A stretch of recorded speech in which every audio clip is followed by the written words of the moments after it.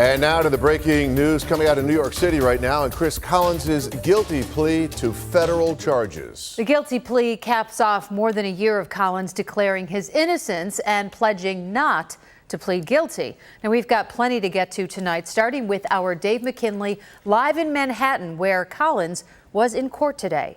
Dave. Allocution from a rather remorseful and apologetic sounding Chris Collins, who admitted that what he did was wrong, that he knew when he was doing it, it was wrong and illegal, and for which he now faces a possible prison term. Collins entered a side door of the courthouse here, avoiding most of the media throng out front, save for us. Once inside, he was perfunctory in his responses to the judge's questions as he pled guilty to one count of conspiring to commit securities fraud and one count of lying to the FBI. Collins, who took no questions afterward, had plenty to say to the judge, though, when he was directed to give a narrative to his crimes, admitting he did tell his son upon learning through insider information that the stock price of a company both were heavily invested in was about to tank, to sell those shares, that he knew this was illegal, and that, yeah, he did lie to the FBI when asked about it, and he denied it. He apologized to his friends, to his wife, who says he has embarrassed, and to his former constituents in New York's 27th District, saying his actions were anything but the actions of a model representative. And afterward, the prosecutor used some words to describe all this that we've grown quite accustomed to hearing as of late.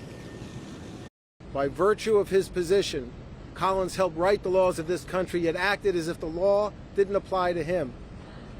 This courthouse is a representation, personifies the ideal of equal justice under law.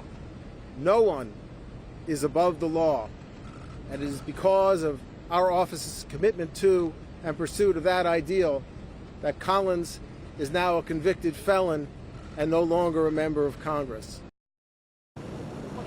Collins was pretty stoic throughout most of today's proceeding, but he did get a bit emotional when he talked about his regret for the jeopardy he put his own son in through this scheme. His son, who was arrested as part of it, his son, who is due to appear back at this courthouse on Thursday to plead guilty himself. The two counts, by the way, that Collins pled guilty to were the least severe of those charged in the indictment, and although they did carry a combined 10-year prison sentence potentially, we learned today that under a plea bargain agreement that was signed 1 week ago, that the recommended sentence will be for between 4 and 5 years in prison for the 69-year-old, now ex-United States Congressman. In New York City, Dave McKinley, Channel 2 News. Thank you, Dave. The perfect person to help us with this in studio, former State Attorney General Dennis Vaako joins us now. Dennis, first and foremost, your reaction. Did you expect that we would get a plea deal here in court? Yes. Yesterday, when we learned that Collins was resigning ahead of the guilty plea, that signaled to me that there was a plea agreement. And the plea agreement, as we now know, was signed and executed last week. And the main elements of that plea agreement not only include the charges that he pled guilty to, so mandating that he plead guilty to these charges, but just as importantly, the plea agreement, which essentially is a contract. It's a contract between the government and Chris Collins. The plea agreement says that the sentencing range that he's exposed to is between 46 and 57 months. Now, I suspect that the agreement also says that if the sentencing judge goes above the 57 months, that Collins can withdraw his plea. I don't think that's ever going to happen. But I think the agreement probably also allows Collins and his team to ask the judge to go under the 46 months, to give him additional consideration.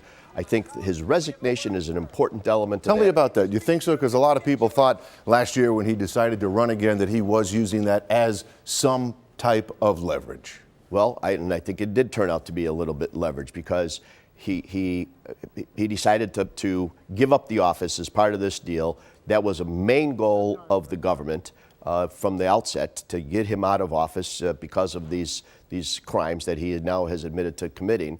He has saved the government an awful lot of energy and time and expense of prosecuting him. He has saved the political process, and indeed himself. He's saved himself some embarrassment by going through the political process. So the resignation clearly played an important role. But just as importantly, Scott, was the determination of the judge. When the judge denied Collins' application for the speech and debate clause of the U.S. Constitution to be implicated here, in other words, that he should get off, he should not be prosecuted because the speech and debate clause protected him. The judge rejected that, and then the judge said, "You could go ahead and appeal this, Mr. Collins. You could appeal, but the case is still going forward in February. So if necessary, we're going to try your son and the other co-defendant while you advance your appeal." That was untenable for Collins because now the evidence was going to be exposed.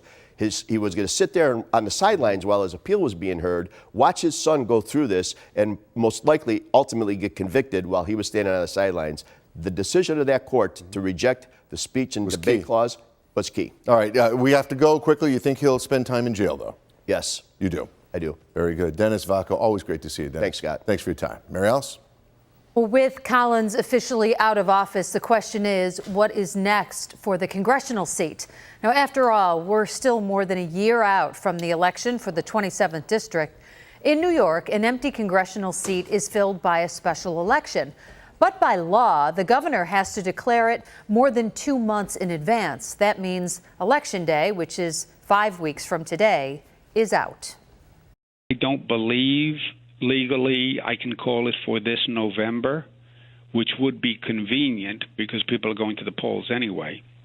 And I tend to shy away from having numerous elections. You know, voters don't want to vote multiple times. I'll go to the polls, they'll let me go once.